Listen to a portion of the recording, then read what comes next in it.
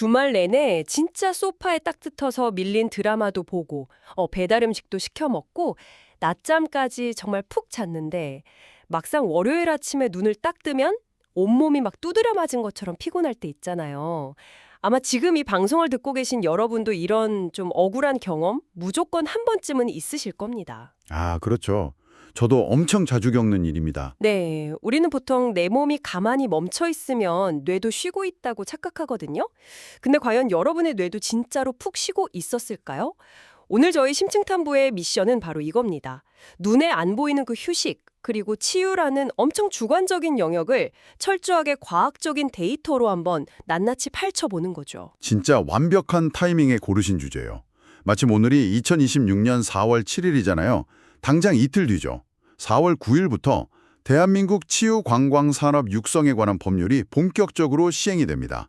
이게 무슨 뜻이냐면 과거처럼 그냥 경치 좋은 곳에 가서 잘 쉬었다 이러고 끝나는 감상의 시대가 저문다는 겁니다. 국가 단위에서 개입을 한다는 거군요. 네, 맞습니다. 국가 단위에서 휴식의 효능을 철저히 데이터로 입증하고 이걸 시스템화하는 아주 새로운 패러다임에 진입하는 거죠. 와, 그러니까 내가 주관적으로 느낀 그 감상을 이제 객관적인 숫자로 증명해야 하는 시대가 진짜 왔다는 거네요. 그래서 오늘 저희가 집중적으로 파고들 핵심 소스가 바로 국립공주대학교 스마트의료 웰니스 관광대학원의 이용근 교수가 무려 2016년부터 그러니까 10년간 준비해온 뇌과학 기반의 K-메디웰 에너지 테라피 연구 자료들입니다. 네, 맞아요. 그 10년의 결실이 드디어 빛을 발하는 순간이죠. 그러니까요. 이 동양의 기, 즉 에너지가 서양의 뇌과학 데이터랑 대체 어떻게 만나서 세계적인 글로컬 브랜드로 나아가려 하는지 오늘 싹 다 탐구해 볼 텐데요. 일단 첫 번째로 살펴볼 자료가 너무 흥미롭습니다. 만성 피로를 호소하는 40대 남성 안지훈 씨의 실제 뇌파 측정 데이터거든요. 네, 이분 데이터를 보면요. 지금 방송 들으시는 현대인분들이 왜 아무리 쉬어도 피곤한지 그 이유가 진짜 아주 정확하게 나옵니다.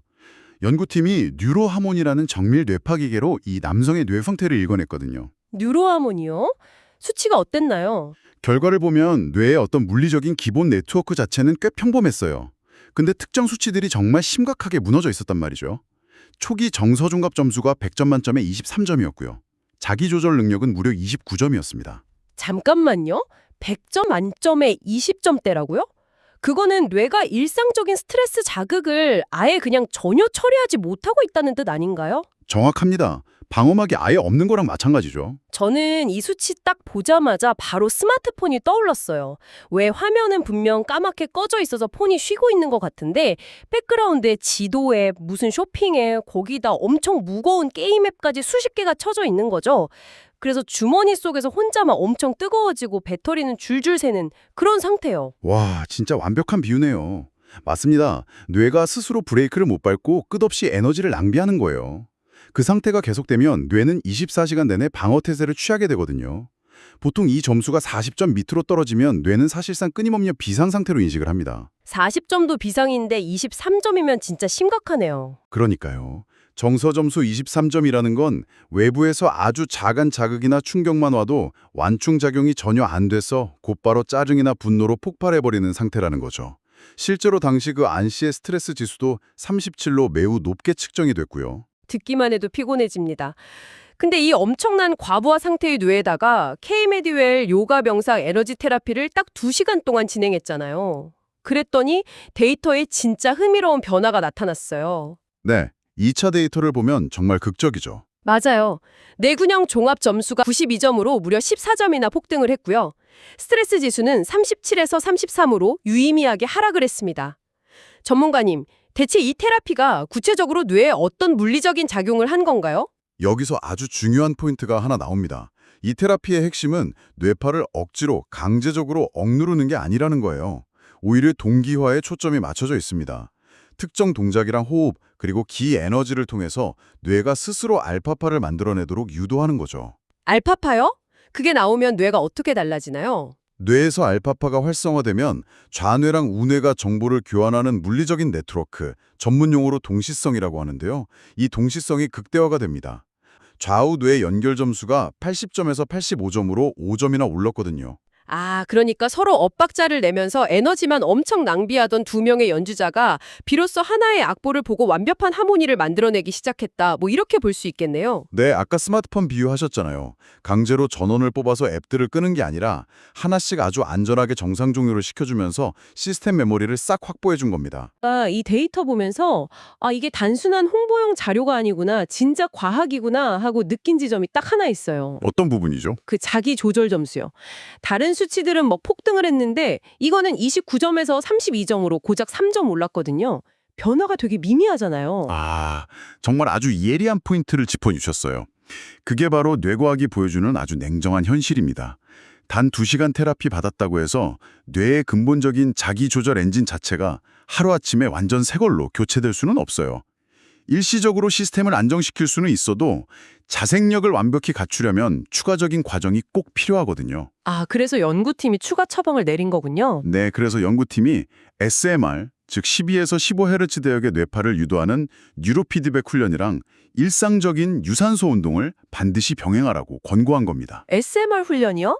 22에서 15Hz 뇌파가 활성화되면 일상에서 우리가 구체적으로 어떤 느낌을 받게 되나요? 이 SMR파를 보통 조용한 각성 상태라고 부릅니다.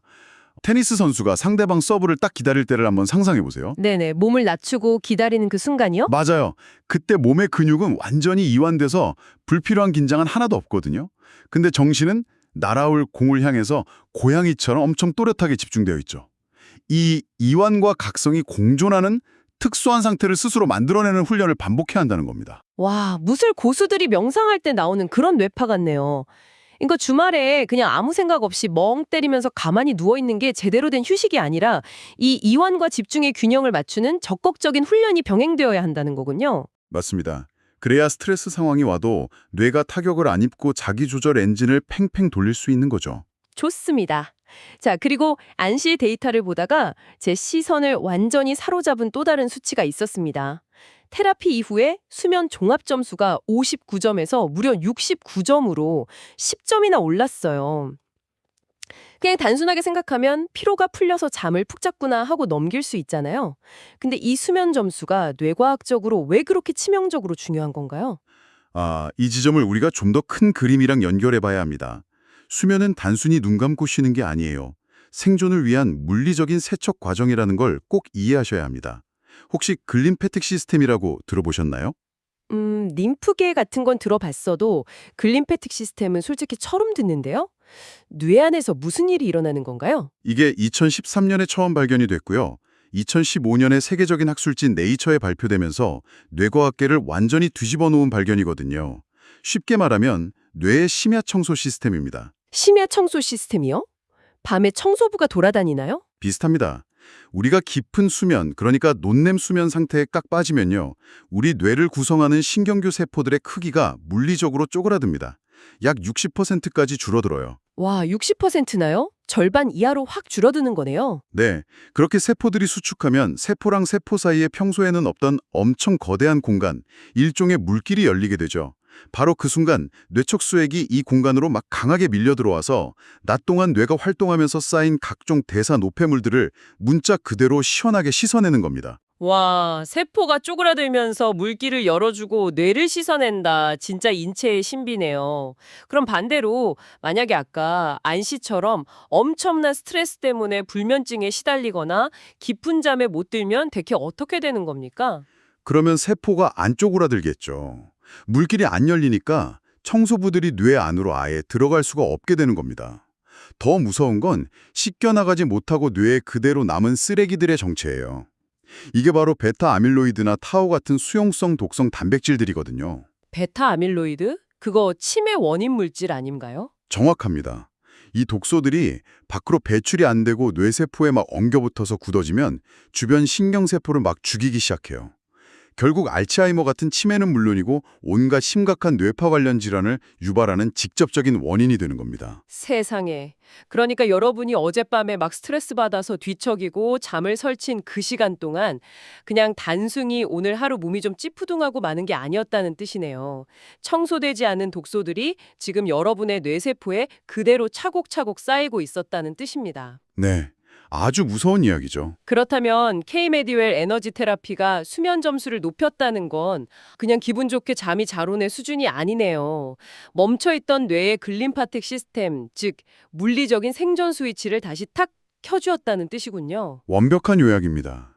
알파파를 유도해서 뇌파를 안정시키고 깊은 수면을 이끌어내는 거. 그게 곧 뇌의 물리적인 부피를 변화시키고 독소를 씻어내는 아주 핵심적인 열쇠가 되는 거죠. 뇌파 데리터랑 글림파틱 시스템 메커니즘까지는 아주 과학적이고 진짜 논리적으로 딱딱 맞아 떨어집니다.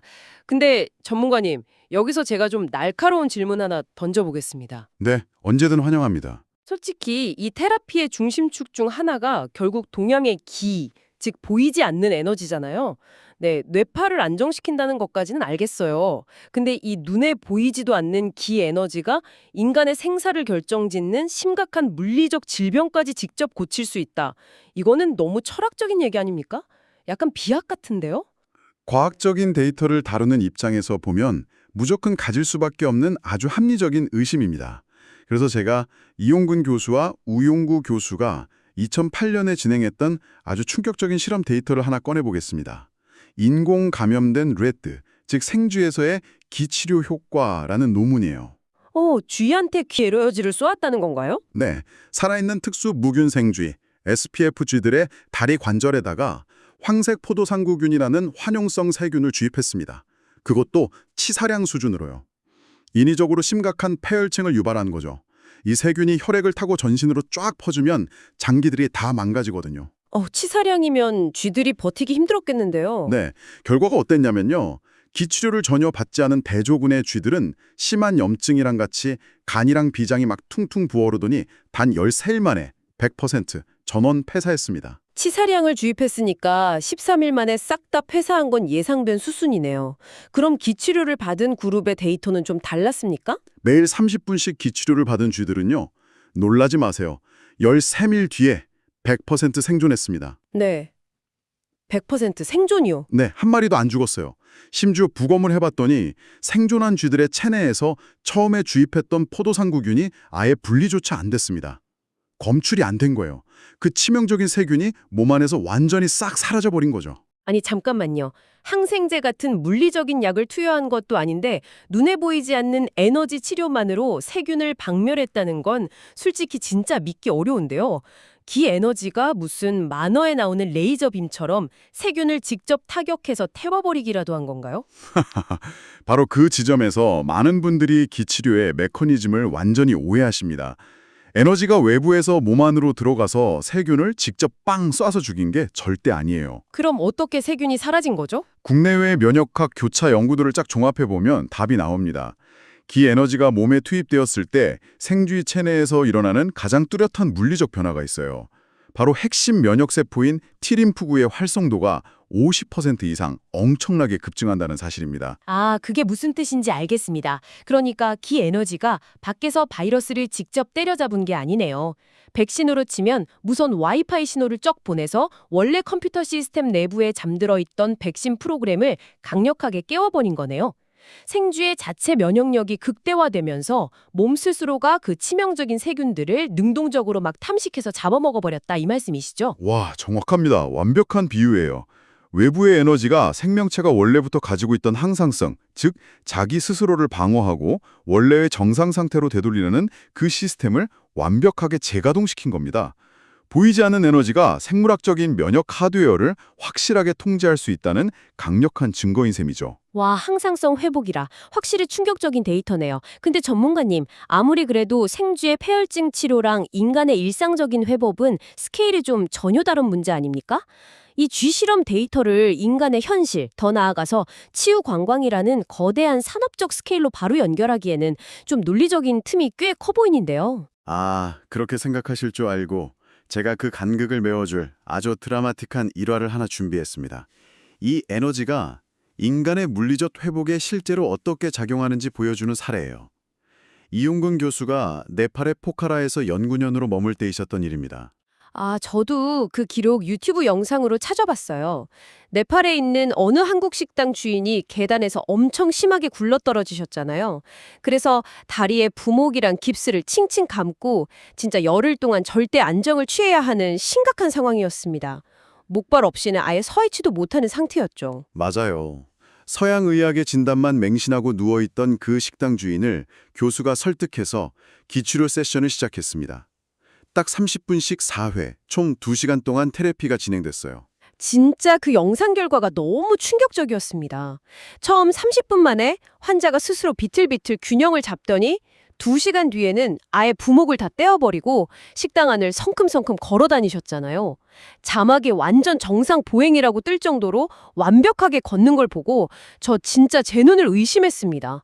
조작인 줄 알았어요. 조작이 아니죠. 이게 바로 동양적 원리에서 말하는 땅의 에너지, 지기와 호흡의 에너지인 천기를 고도로 집중시킨 결과입니다.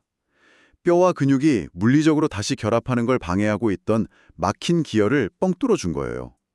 그러니까 아까 생지 면역력이 폭발했던 것처럼 인간이 가진 자연 치유력이 극대화되면서 물리적 회복 속도가 진짜 상상을 초월할 정도로 훅 앞당겨진 거죠. 생주의 실험에서 봤던 그 항상성 회복 메커니즘이 인간의 골절 회복에도 똑같이, 아니 훨씬 더 강력하게 작용했다는 거군요.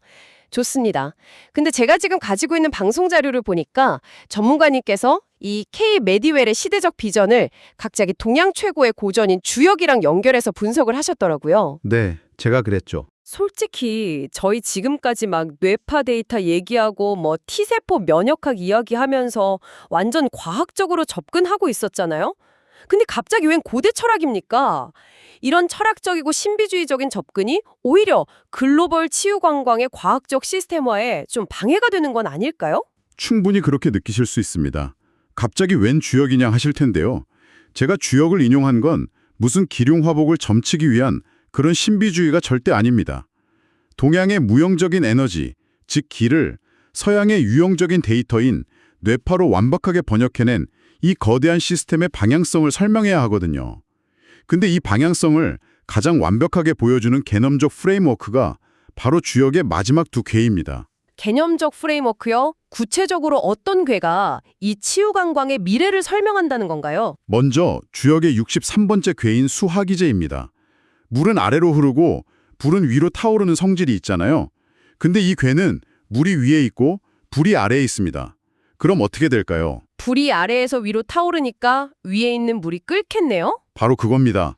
물이 끓으면서 솥안의 음식이 아주 맛있게 익게 되죠. 즉, 모든 요소가 각자 제자리로 찾아서 완벽한 조화와 완성을 이룬 상태를 뜻합니다. 4월, 바로 이틀 뒤에 관련 법안이 시행되잖아요.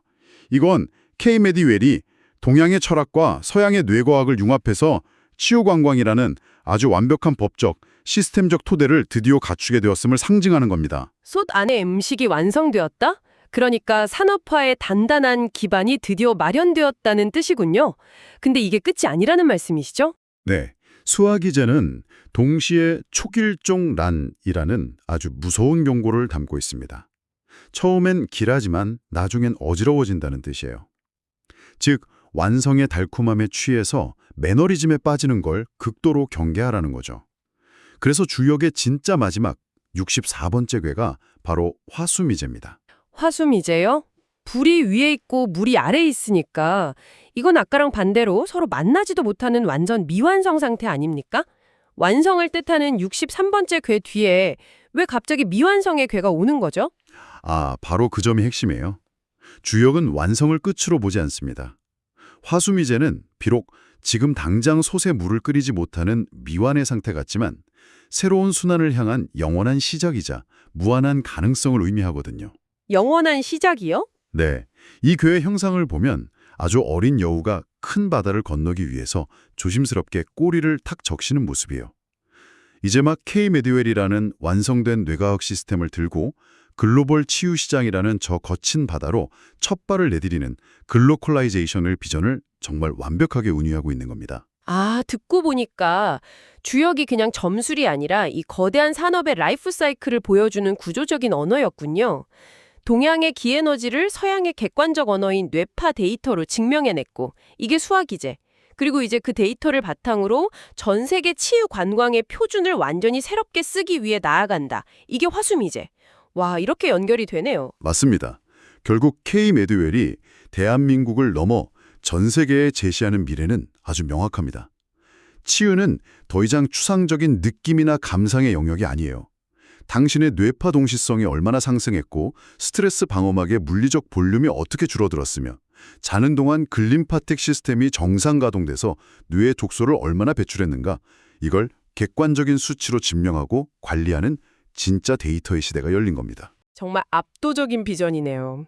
자, 오늘 저희가 다룬 심층 탐구 여정을 머릿속으로 쫙 한번 정리해 보겠습니다. 스트레스가 수면 중 뇌 청소 메커니즘을 멈추게 만들고 결국 치매 같은 무서운 질병을 부른다는 섬뜩한 경고부터 시작을 했죠. 그리고 그 악순환을 끊어내는 알파파 유도와 SMR 뇌파 훈련, 더 나아가 눈에 보이지 않는 기에너지가 생주의 잠든 면역 시스템을 팍 깨워서 폐혈증을 이겨내고 네팔에서 인간의 깁스까지 풀게 만든 그 놀라운 자연치유의 메커니즘, 그리고 마지막으로 이틀 뒤 2026년 4월 대한민국을 시작으로 전 세계로 뻗어나갈 데이터 기반 치유 관광의 그 웅장한 청사진까지 싹 확인했습니다. 네, 아주 밀도 높은 탐구였습니다. 지금 이 방송을 듣고 계신 여러분께 강력히 권해드립니다. 다가오는 이번 주말 소파에 누워서 끊임없이 스마트폰만 들여다보면서 뇌의 백그라운드 앱들을 쉴 새 없이 돌리는 그런 가짜 휴식, 이제 진짜 멈춰보시기 바랍니다. 대신에 여러분의 뇌가 물리적으로 싹 이완하고 깊은 수면에 빠져들어서 스스로 쌓인 그 독소들을 시원하게 씻어낼 수 있는 진짜 과학적인 휴식을 한번 처방해보는 건 어떨까요? 네, 진짜 꼭 한번 실천해 보셨으면 좋겠습니다. 오늘 심층 탐구를 마치면서 마지막으로 여러분께 이런 도발적인 질문을 하나 던져보고 싶습니다. 만약 이토록 완벽한 진짜 휴식이 더 이상 주관적인 느낌이 아니라 명확하게 측정 가능하고 통제 가능한 데이터가 되는 시대가 본격화된다면 어떨까요? 머지않은 미래에는 국가나 직장 차원에서 거대한 뇌파 기반 치유 도시 생태계를 설계해서 실시간으로 여러분의 뇌파를 모니터링하다가 삐빅! 당신의 뇌파가 지금 스트레스 한계치에 도달했으니 업무를 강제로 중단하고 이 시간에 알파파 테라피를 처방합니다 하고 시스템적으로 훅 개입하는 날이 오지 않을까요? 상상만 해도 엄청난 변화겠는데요. 과학과 데이터가 우리의 완벽한 휴식을 증명하고 처방하는 시대. 과연 그것은 인류가 스트레스라는 질병으로부터 영원히 해방되는 완벽한 치유의 유토피아일까요? 아니면 우리의 가장 깊은 내면 상태마저 숫자로 측정당하고 철저하게 관리받는 또 다른 형태의 시스템적 통제일까요? 내일 아침 여러분이 눈을 딱 떴을 때 여러분의 뇌는 과연 어떤 숫자를 기록하고 있을지 한번 곰곰이 상상해 보시기 바랍니다. 저희는 다음 시간에도 상식을 뒤집는 흥미로운 지식을 듬뿍 안고 다시 돌아오겠습니다. 지금까지 오늘의 심층 탐구였습니다.